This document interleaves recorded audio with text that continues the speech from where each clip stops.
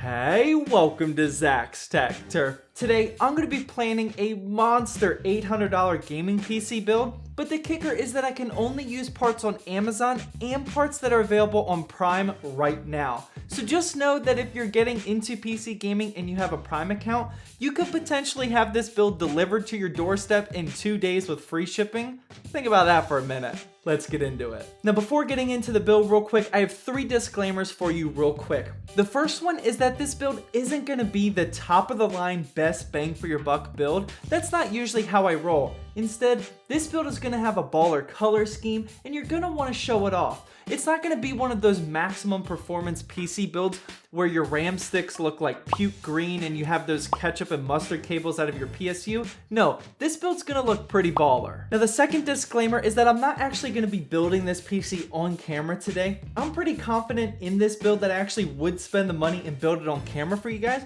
but let me know down in the comment section if that's something you want to see.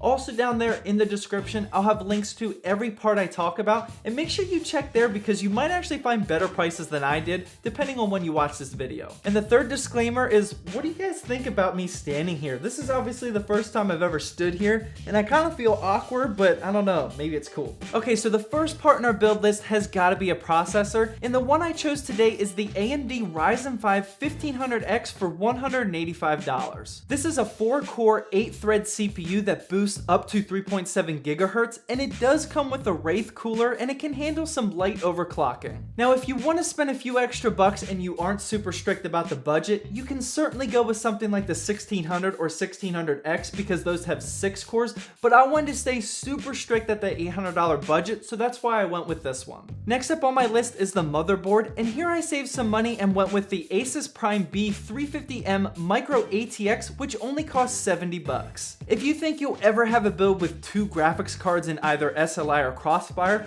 then obviously I wouldn't recommend this motherboard. Even though it is only a Micro ATX size, it's still packing 4 RAM slots, NVMe M.2, USB 3.1, Gigabit LAN, and that 1 PCIe slot you'll need for our graphics card. Now, way too many times I see people online way overspend on their motherboard. If you do need some of those specific features like Wi-Fi, extra SATA ports, or even an extra PCIe slot, then yeah, go ahead and spend some money on the motherboard. But if you're a typical gamer like me and just need something basic, then this motherboard will be plenty enough for you, plus it gives us more money to spend on more important parts. Speaking of more important parts, I was able to fit in a $230 Gigabyte GTX 1060 3GB graphics card. The GTX 1060 absolutely destroys 1080p gaming, and although you won't be able to play everything in 1440p, you'll still be able to push the higher resolutions in the less graphically demanding games. Yes, you will notice that so far we are going for an all-black stealthed out theme, and although this card is black and orange, when it's installed in the motherboard face down, all you see is that sexy black backplate in the black sides, so it'll still look good with our 1-color scheme. Now, I did upload this video where I talked about the best graphics card to buy right now during the crypto mining crisis,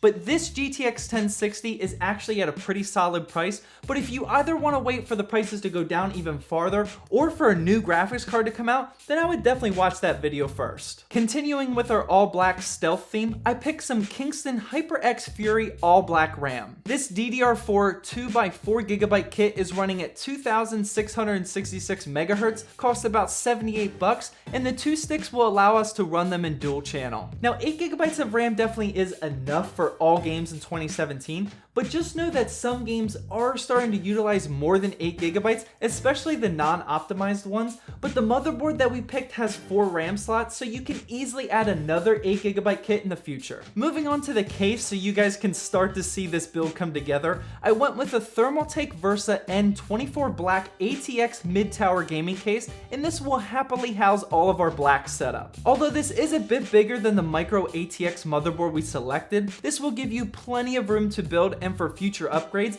and at 56 bucks, I personally thought it would fit our theme perfectly, but you can obviously go with any choice of case here. The power supply I chose is the $55 EVGA 500BQ, which is a semi-modular bronze certified 500 watt power supply. Now, the cool thing about this power supply is that it is semi-modular, meaning that it will cut down on clutter and make the build look clean. Plus, these aren't ketchup and mustard cables. These cables are black all the way down to the connector, and it'll make make the build look very aesthetically pleasing. Remember, we are spending a little bit extra money on this, but it'll be worth it. Finally, we have our storage options, and these parts you will have to hide because they definitely don't match our all black theme, but they are usually hidden anyway. First, we have a 120 gigabyte SanDisk SSD for $60. This is SanDisk's most updated SSD drive, and I definitely recommend installing Windows in your most used games and applications because they will load much faster than on a traditional hard drive. Speaking of traditional hard drives, the last item on our build is a 2 terabyte Seagate Barracuda 7200 RPM hard drive for $67. 2 terabytes is plenty of storage to house your multimedia files and Steam library, but obviously you can go more or less depending on your personal needs. Now, a lot of people at this point tend to go with those standard Western Digital hard drives,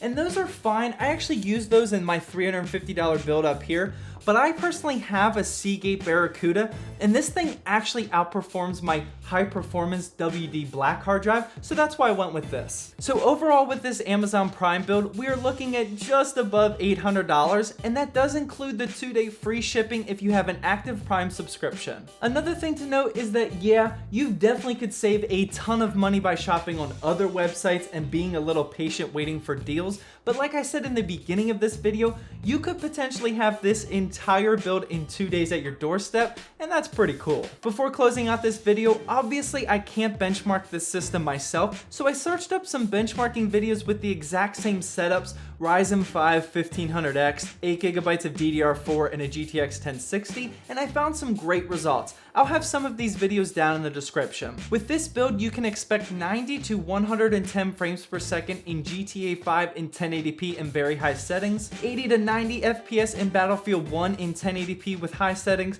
and 50 to 55 FPS in Watch Dogs 2 in 1080p with very high settings. Sorry I can't benchmark these myself, but these seem to be from some reputable YouTube channels, so I trust the results. Well, that wraps up my $800 Amazon Prime build. Definitely to be sure to let me know in the comment section what you thought of this build, but just know we were going for aesthetics in that all blacked out stealth look, so don't comment down there like, oh, you should have bought this instead of that, this performs better, blah blah blah. I know you guys will anyway, so whatever. Well, I hope you guys enjoyed this video. Please drop a like down below to help support my channel, and as always, thank you for watching, and please subscribe for more Zach's Tech Turf videos.